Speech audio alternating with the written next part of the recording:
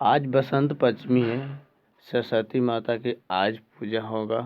सबसे पहले सरस्वती माता के चरण कमलों में सादर प्रणाम और सभी विद्यार्थियों से आग्रह करता हूँ कि आज सरस्वती पूजा नम्र निवेदन से मनाएं और अपना श्रद्धा पूरी प्रकट करें। सभी विद्यार्थियों को हमारे तरफ से सरस्वती पूजा की ढेर सारी शुभकामनाएं। अब इस वीडियो को आगे बढ़ाते हैं। यह बिहार बोर्ड से लिया गया बुक है, हिंदी की शल्य नाम है भाग 1 कक्षा 6। चैप्टर का नाम हुआ 5 हार की जीत। इसमें एक कहानी है।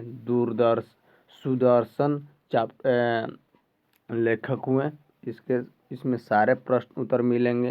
ये वीडियो का पार्ट 2 चल रहा है। इसमें डाकू जीत कर भी हार गए, कैसे इस वीडियो के माध्यम से समझेंगे। तो हाय, मैं गौतम कुमार और आप देख रहे हैं अपना ही चैनल सक्सेस की 77 में। इस बड़े पाठ के माध्यम से आपको रीडिंग करा चुके हैं। हार की जीत 5 नंबर, इसको पूरा रीडिंग करा चुके हैं और इसको आप शब्दार्थ समझा देते हैं एक बार और। यह सुदर्शन ने लिखा है। शब्दार्थ देखिए। देनदार यानी कर्जदार होता है।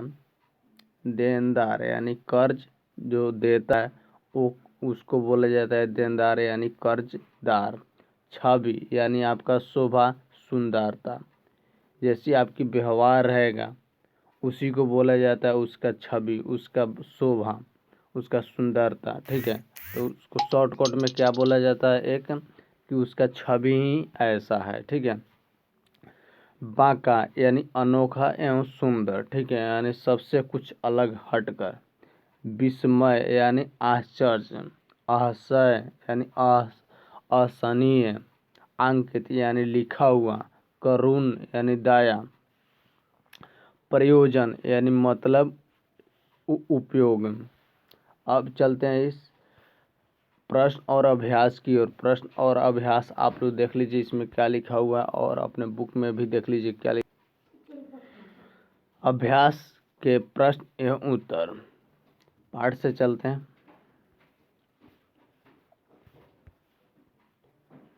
इसमें दिया गया है बाबा भारती कौन थे। उत्तर, बाबा भारती एक संत थे जो घर का त्याग कर गांव के बाहर मंदिर में रहते थे और भगवान का भजन करते थे। प्रश्न नंबर 2, बाबा भारती अपने घोड़े से किस प्रकार स्नेह करते थे। उत्तर, बाबा भारती अपने घोड़े से उसी प्रकार स्नेह करते थे जिस प्रकार माँ अपने बेटे से, किसान अपने लहलहाते खेतों से, गुरु अपने शिष्य से तथा मोर घनघटा से स्नेह करते हैं। Next question. प्रश्न नंबर 3, बाबा भारती के घोड़े को देने के लिए खड़ग सिंह क्यों अधीर हो उठा। घोड़ा देखने के बाद खड़ग सिंह के दिमाग में क्या उथल पुथल होने लगी। उत्तर, खड़ग सिंह ने जब बाबा भारती के घोड़े की प्रसिद्धि सुनी तो वह उससे देखने के लिए अधीर हो उठा। घोड़े की सुंदरता एवं चाल देखकर उसके हृदय पर सांप लौटने लगा।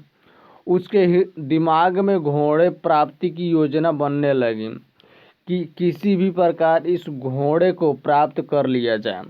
किंतु साधु को ऐसी चीजें से क्या मतलब। ठीक है। प्रश्न नंबर 4, खड़ग सिंह ने बाबा भारती के घोड़े को पाने के लिए किस प्रकार का रूप बदला। उत्तर, खड़ग सिंह जानता था कि बाबा भारती स्वच्छता से कभी भी सुल्तान को नहीं देगा, यानी अपनी मर्जी से वो डाकू को अपनी घोड़ा नहीं देगा। इसलिए उसने अपाहिज बनकर घोड़े को प्राप्त करने की योजना बनाई।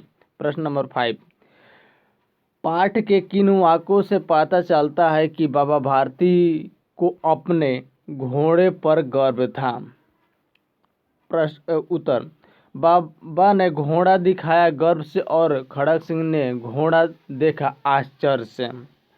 प्रश्न नंबर 6, सही वाक्यों के सामने सही एवं गलत वाक्यों के सामने गलत का निशान लगाएं। क नंबर क्वेश्चन, बाबा भारती का घोड़ा कमजोर एवं दुर्बल था, यह बात तो गलत है, इसलिए गलत का चिन्ह लगाया गया है।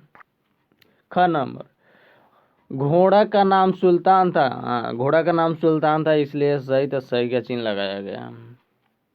खड़ग सिंह को बाबा भारती का घोड़ा पसंद था, हाँ पसंद था, इसलिए सही का निशान होगा। बाबा भारती ने सुल्तान से बिछुड़ने पर प्रसन्नता व्यक्त की, नहीं, उसको मन दुखी हो गया, इसलिए गलत का निशान दिया गया। खड़ग सिंह के चुपके से घोड़ा को अस्तबल में बांध दिया गया, हाँ अस्तबल में बांध दिया गया चुपके से, इसलिए यह सही है वाक्य।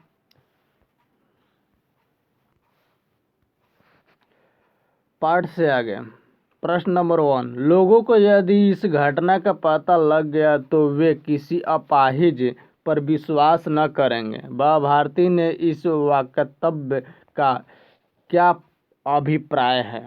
उत्तर, बाबा भारती मानवता के पुजारी तथा छल कपट रहित व्यक्ति थे। ठीक है, वे गरीबों के प्रति सहानुभूति रखते थे।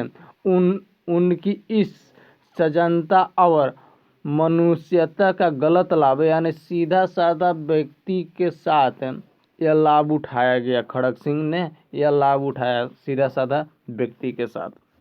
खड़ग सिंह उठाना चाहता था, ठीक है, उसने असहाय अपाहिज बनकर घोड़ा हथिया लिया। इस पर बाबा भारती ने उससे प्रार्थना की कि इस घटना की चर्चा वह किसी से न करे, अन्यथा कोई किसी असहाय किसी होगा असहाय पर विश्वास के कारण सहायता नहीं करेगा, अर्थात इन असहायों एवं गरीबों पर से लोगों का विश्वास उड़ जाएगा। प्रश्न नंबर 2, खड़ग सिंह ने चुपके से रात में सुल्तान को वापस अस्तबल में बांध दिया, ऐसा उसने क्यों किया? ख, खड़ग सिंह को बाबा भारती साक्षात देवता लगने लगे थे। वह सोचने लगा कि बाबा भारती के विचार कितने ऊंचे हैं, उनमें त्याग की कितनी बड़ी भावना है, गरीबी के प्रति कितना स्नेह है, और इसी भावना के कारण उसने सुल्तान को पुनः बाबा भारती के अस्तबल में बांध गया। इसीलिए बाबा भारती को जीत हुई और डाकू खड़ग सिंह को जीत कर भी हार हुआ, यानी घोड़ा वापस वो ला दिया, वो उसकी हार हुआ। इसलिए बोला गया कि खड़ग सिंह क्यों हार कर जीत गए। खड़ग सिंह क्यों जीत कर भी हार गए और बाबा भारती हार कर भी जीत गए। बाबा भारती के किस व्यवहार के खड़ग सिंह के सोच में परिवर्तन हुआ? सोच में परिवर्तन। उत्तर, बाबा भारती के उच्च विचार तथा गरीबों के प्रति दया भाव ने खड़ग सिंह के सोच में परिवर्तन ला दिया। उसने सोचा कि जो घोड़ा बाबा भारती को प्राणों से बढ़कर प्यारा है, वह इस प्रकार छिन जाने पर भी दुखी नहीं है। उन्हें चिंता है तो मात्र गरीबों के अविश्वास पर। गरीबों के प्रति इस प्रकार के व्यवहार से उसका विचार बदल गया। खड़ग सिंह का विचार बदल गया इस व्यवहार से, बाबा भारती के विचार से, जो उनके दिल पर लगा था। खड़ग सिंह को आपकी प्रिय वस्तु कोई छीनने का प्रयास करे तो आप क्या करेंगे? उत्तर, मेरी प्रिय वस्तु यदि कोई छीनने का प्रयास करेगा तो मैं उसका प्रतिकार करूंगा। मैं अपने प्राण रहते छीनने नहीं दूंगा। ठीक है, क्योंकि हर व्यक्ति को अपनी वस्तु की रक्षा का अधिकार है। इस अधिकार की रक्षा के लिए मैं जान की बाजी लगा दूंगा। यह सही है बात। प्रश्न नंबर 5, अगर आपको बाबा भारती से घोड़ा लेना होता तो आप क्या करते हैं? उत्तर, अगर मुझे बाबा भारती से घोड़ा लेना होता तो मैं उनसे अनुनय विनय करता कि यह घोड़ा मुझे दे दीजिए।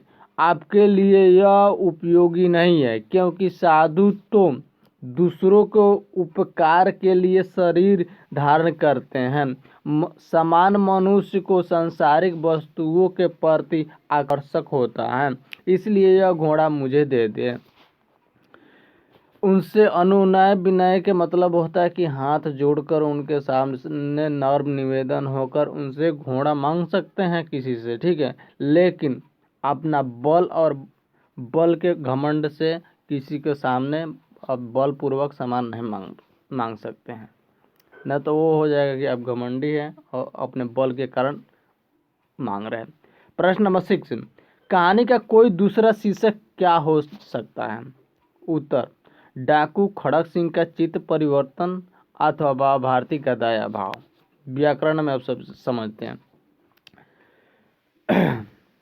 किसान अपने लहलहाते खेतों को देखकर बहुत प्रसन्न होता है।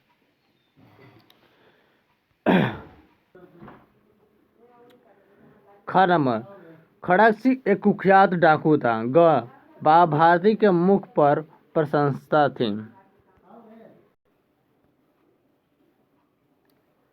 घ नंबर, उन्होंने ठंडे जल से स्नान किया। अंग, सुल्तान को देखने के लिए भीड़ लगी रहती थी। अब इसका व्याकरण शब्द की संज्ञा में कौन सा लाइन था यह सुनना। उपयुक्त वाक्यों में रेखांकित शब्द क्रमशः जातिवाचक थे। जातिवाचक की संख्या में था, क नंबर में था, जिसमें लिखा गया था किसान अपने ललहाते खेतों को देखकर बहुत प्रसन्न होता था। तो किसान क्या है? किसान पूरी किसान जातिवाचक संज्ञा में आया, ठीक है। अब व्यक्तिवाचक संज्ञा, व्यक्तिवाचक संज्ञा में ख नंबर आया था, जो खड़क सिंह एक कुख्यात डाकू था, तो यह व्यक्तिवाचक हुआ, ठीक है। भाववाचक संज्ञा था, भाववाचक संज्ञा ग नंबर में आ जाएगा, क्योंकि बाबा भारती के मुख पर प्रशंसा थी। किसको देखकर? तो वो अपने घोड़े को देखकर हमेशा क्या होते थे? प्रसन्न रहते थे। द्रव्यवाचक संज्ञा घ नंबर है, यहाँ देखिए, उन्होंने ठंडे जल से स्नान किया, तो यह क्या हुआ? द्रव्यवाचक संज्ञा हुआ। अंग, सुल्तान को देखने के लिए भीड़ लगी रहती थी, तो यह क्या हो जाएगा? समूहवाचक संज्ञा हो जाएगा।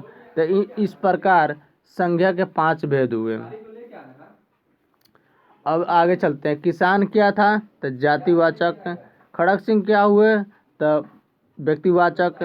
प्रशंसा क्या हुआ? था भाववाचक। जल क्या हुए? द्रव्यवाचक। भीड़ क्या हुए? तो समूहवाचक। क्लियर हुआ? आगे, निम्नलिखित वाक्यों में मोटे शब्दों के सामने के कोष्ठ में संज्ञा के भेद के रूप में लिखिए।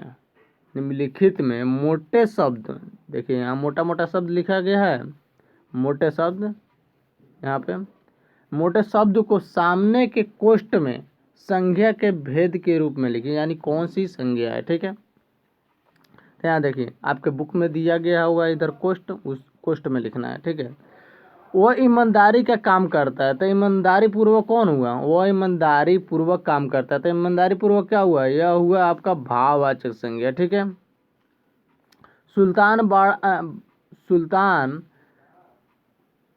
सुल्तान बड़ा सुंदर और बलवान था, तो सुल्तान क्या हुआ? व्यक्तिवाचक संज्ञा हुआ। गणम, कार्तिक पूर्णिमा के दिन सोनपुर में मेला लगता है, तो सोनपुर में मेला लगता है, तो मेला कहाँ लगता है? मेला लगता है तो कहीं भी होता है, तो क्या होता है? समूहवाचक संज्ञा होता है, यानी भीड़ भाड़ होता है, ठीक है। 4 नंबर, दूध स्वास्थ्य के लिए लाभदायक है, तो देखिए ये द्रव है तो द्रववाचक संज्ञा हो गया, ठीक है। 5 नंबर, बस घाटी से गुजर चुकी है, बस घाटी से होकर गुजरती है, तो यह क्या हुआ? पूरी बस के बारे में बात हो रही है, तो बस क्या हुआ? एक जातिवाचक संज्ञा हुआ, ठीक है। नेक्स्ट, अब इसमें आपको क्या करना है? प्रश्न नंबर 2, निम्नलिखित शब्दों से वाक्य बनाइए। क, पश्चात, यानी मोहन राम के पश्चात विद्यालय पहुंचा, ठीक है, यानी उसके मोहन के बाद पहुंचा, ठीक है। महात्मा, मेरे गांव में एक महात्मा रहते हैं, ठीक है। निश्चय, मैं अपने निश्चय पर सदा दृढ़ रहता हूँ, यानी अपने काम के ऊपर हमेशा सतर्क रहता हूँ। प्रशंसा, शिक्षक के श्याम की प्रशंसा की, शिक्षक ने श्याम की प्रशंसा की। अपाहिज, अपाहिज के लिए वहाँ हिल चेयर है, ठीक है, अपाहिज के लिए एक अलग चेयर है। स्वीकार, कृपया मेरी निमंत्रण स्वीकार करें। नेक्स्ट पार्ट 3, प्रश्न नंबर 3, पाठ में घोड़े की विशेषता से संबंधित जो शब्द है उन्हें चुन कर लिखिए। देखिए यहाँ लिखा गया, सुंदर, बलवान, मोर की तरह, चाल, बाकी आदि, पंका आदि। तो ये क्या कहा गया था, पाठ में घोड़े की विशेषता से संबंधित जो शब्द है उन्हें चुन कर लिखें। तो घोड़े से संबंधित यही शब्द है जो अच्छा लगता है। सुंदर, बलवान, मोर की तरह उसका चाल था, बांका की तरह उसका स्टाइल था, आदि। 4 नंबर प्रश्न, निम्नलिखित मुहावरों का अर्थ लिखिए। अब सारे मुहावरों के अर्थ लिखना है, ठीक है। तो अर्थ इसमें समझिए, लट्टू होना यानी आकृष्ट होना, जैसे किसी को लड़की के देखकर आदमी लट्टू नहीं हो जाता है, उसी प्रकार इस घोड़े को देखकर आदमी खड़क सिंह लट्टू हो गया, ठीक है। फूले न समाना यानी अति प्रसन्न न होना, ठीक है। हृदय पर सांप लौटा यानी ईर्षा होना, ठीक है, जैसे ठाकुर को हुआ, हाँ ठाकुर को हुआ खड़क सिंह को। मुंह मोड़ लेना यानी विमुख हो जाना, ठीक है। अब निम्नलिखित में आपके आसपास में कोई ऐसी व्यक्ति है जो व्यवहार करता है, अच्छा व्यवहार करता है, बुरा व्यवहार करता है, उसका पता कीजिए और उसकी दिनचर्या के अपने शब्दों में लिखिए, ठीक है। मुहावरे, लट्टू होना यानी मोहित होना, मैं तो तुम्हारी बुद्धि पर लट्टू हूँ, ठीक है। हृदय पर सांप लौटना, ईर्षा होना, किसी की उन्नति देखकर तुम्हारे हृदय पर सांप क्यों लौटने लगा। फूला न समाना यानी बहुत प्रसन्न होना, बेटे की सफलता से माँ का हृदय फूला न समा रहा था, ठीक है।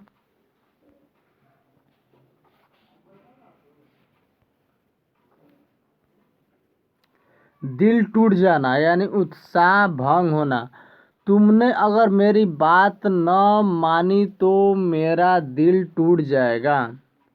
नेक्स्ट, सिर मारना यानी बहुत सोचना, उसने लाख सिर मारा लेकिन यह हिसाब नहीं बना सका। नेक्स्ट, आगे गड़ाना, आंखें गड़ाना, ठीक है, यानी खूब ध्यान से देखना, ठीक है। वह तुम्हारी ओर आंखें गड़ाकर देख रहा है।